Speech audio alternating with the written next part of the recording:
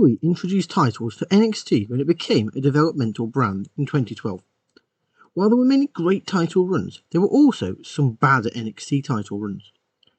Following a disastrous run as a reality game show, when WWE turned what was ECW into NXT, NXT then digivolved into their new developmental system, succeeding FCW and OVW. This proved to be a huge success.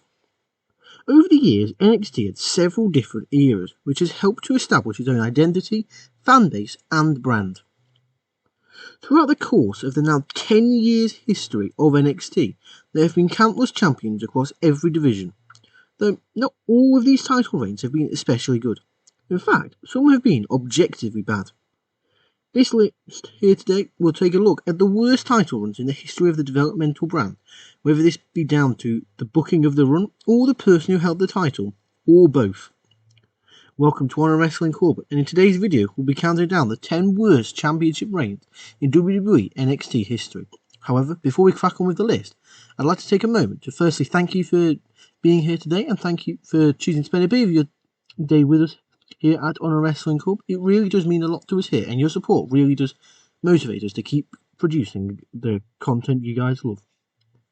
I'd like to take a moment to ask you to click the subscribe button and the notification bell to make sure you never miss out on any of the fun content we produce here at Honor Wrestling Club. Now, without further ado, let's start the list with number 10, Solo Sikoa's NXT North American Championship reign, which was baffling. All WWE needed to do was give Solo Sikoa a dominant title reign before taking the gold off him due to a full-time main roster call-up. He could have worked NXT and SmackDown, representing the bloodline down in developmental. Instead, Sikoa won the title, defended it once, and then was stripped due to a technicality of him not being officially set to be in the title match to begin with. His whole booking decision was incredibly foolish, and it led to Sikoa's reign feeling completely underwhelming. There was a lot of potential here that was sadly not realised. In number 9, we have Dolph Ziggler. Now, Dolph absolutely did not need the NXT Championship when he won it.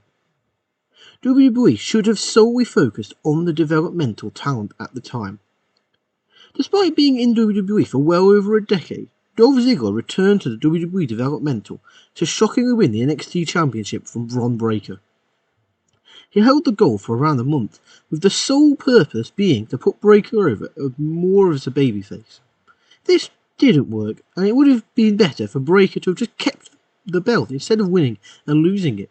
The concept of a main roster star going down to NXT to win a title has always been slightly baffling.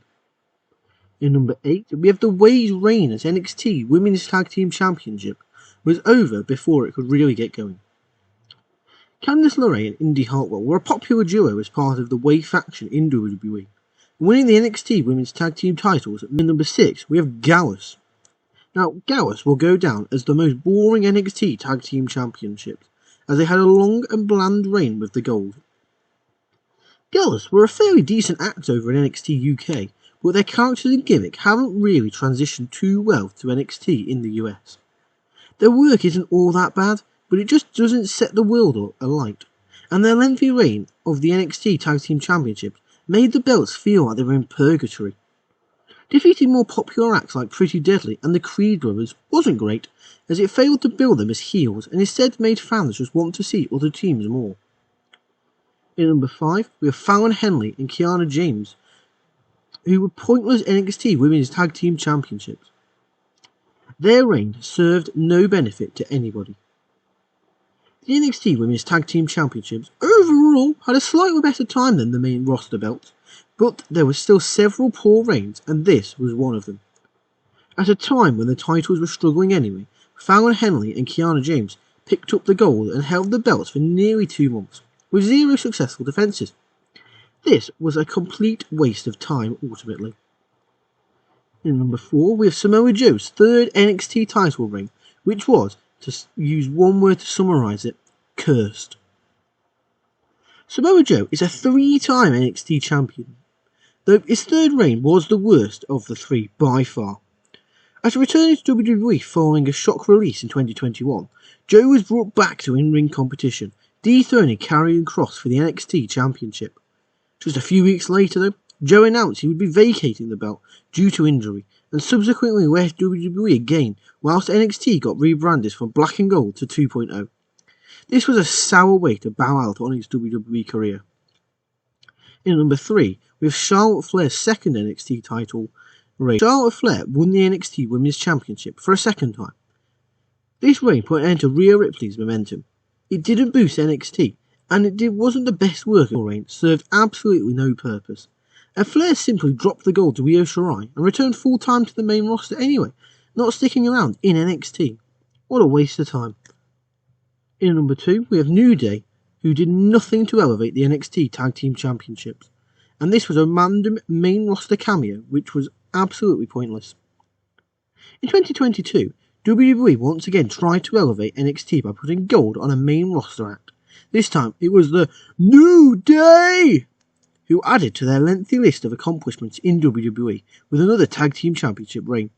However, in their 56 days with the gold, they didn't help the NXT brand, and despite working with Pretty Deadly, the younger prospects did not get the desired run. Instead, it was Gallus who won the gold from the New Day in a questionable decision, and we've already spoken about how their title reign went. In number 2, we have Raquel Gonzalez, who lost her aura as NXT Women's Championship, as she failed as a babyface. Raquel Gonzalez naturally gained popularity due to her work in NXT, which led to a babyface turn and an NXT Championship win. However, as a babyface, she lost all her attitude, all her aura, and all her edge.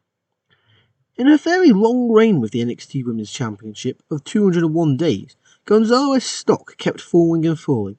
Her feuds were unimpressive, the matches were not great, and it was a good thing when this run came to an end, despite its potential when it began.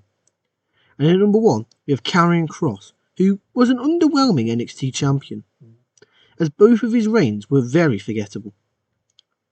Karrion Kross's presentation in NXT was great, and leading up to this first NXT Championship win, he was on a good run of form. An injury, however, would lead him to immediately vacating the gold after beating Keith Lee for it, but he won it back as soon as he returned.